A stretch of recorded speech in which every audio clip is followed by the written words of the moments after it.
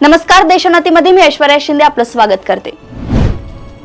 पहलगाम मधील दहशतवादी हल्ल्यानंतर भारताने राजकीय कोंडीनंतर पाकिस्तानची आर्थिक कोंडी करण्याकरिता मोठ्या हालचाली सुरू केल्या आहेत। पाकिस्तानला आर्थिकदृष्ट्या कमकुवत करण्यासाठी आणि आंतरराष्ट्रीय व्यासपीठावर एकटे पाडण्यासाठी भारताने रणनीतीवर काम सुरू केलंय।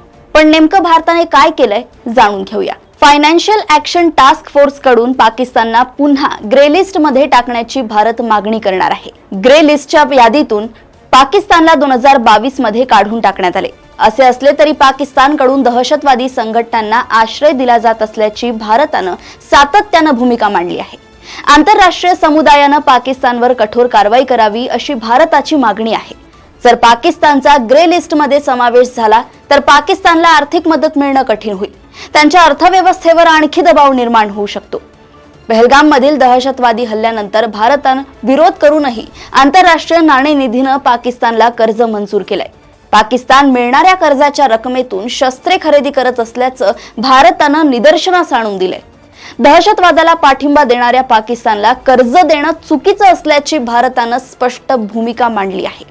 पाकिस्तानकडून दहशतवाद्यांना पाठबळ दिलं जात असतानाही जागतिक बँकेकडून कर्ज पुरवलं जातंय। त्याबाबत भारताने आंतरराष्ट्रीय नाणेनिधीकडे गंभीर चिंता व्यक्त केली आहे। 2008 मध्ये पाकिस्तानचा प्रथम ग्रे लिस्ट मध्ये समावेश करण्यात आला। त्यानंतर 2009 मध्ये काढून टाकण्यात आलं। पुन्हा 2018 मध्ये ग्रे लिस्ट मध्ये समावेश करण्यात आला। 2012 ते 15 पर्यंत पाकिस्तान FATF च्या अधिक कडक तपासणीच्या देखरेखीखाली होता। 4 वर्षांनंतर पाकिस्तानला यादीतून काढून टाकण्यात आलं। पाकिस्तानकडून दहशतवादी संघटनांविरुद्ध कारवाई करण्यात अपयशी ठरल्याबद्दल भारताने पाकिस्तानला ग्रे लिस्ट मधून काढण्याला विरोध केला होता। मात्र पाकिस्तानने दहशतवाद्यांशी लढण्याच्या त्याच्या प्रयत्नांचे कागदी पुरावे सादर केले होते। त्यामुळे FATF ने पाकिस्तानला ग्रे लिस्ट मधून काढून टाकण्याचा निर्णय घेतला होता। FATF ग्रे लिस्ट मध्ये समावेश असलेल्या देशांना आंतरराष्ट्रीय नाणेनिधी म्हणजेच IMF आणि जागतिक बँकेसारख्या संस्थांकडून आर्थिक निर्बंधांना सामोरं जावं लागू शकतं। तसेच संबंधित देशाच्या व्यापारावर प्रतिकूल परिणाम होऊ शकतो। ग्रे लिस्ट मध्ये असलेल्या देशांमध्ये सुधारणा झाल्यास त्या यादीतून काढले जाते। ही ग्रे लिस्ट नियमितपणे सुधारित केली जाते।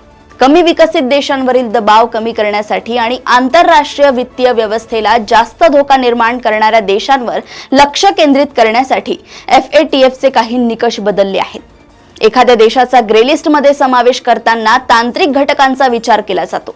त्यामध्ये देशाकडून मनी लॉन्ड्रिंग बाबतच्या उपाययोजना, दहशतवाद्यांना वित्त पुरवठा रोखण्यासाठी धोरणे, कायदे आणि संस्था यांच्याकडून होणारी अंमलबजावणीचा विचार केला जातो। प्रत्येक निकषासाठी संबंधित देशाला सामान्यतः 4 रेटिंग पैकी दिले जाते।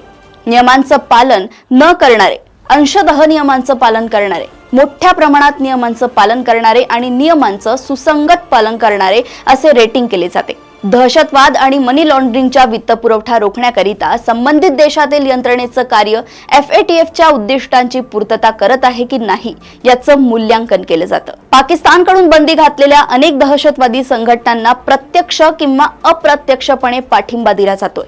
या दहशतवादी संघटनांना मिळणारी आर्थिक रसद थांबवण्यासाठी पाकिस्तानकडून आवश्यक उपाययोजना करण्यात येत नाहीत।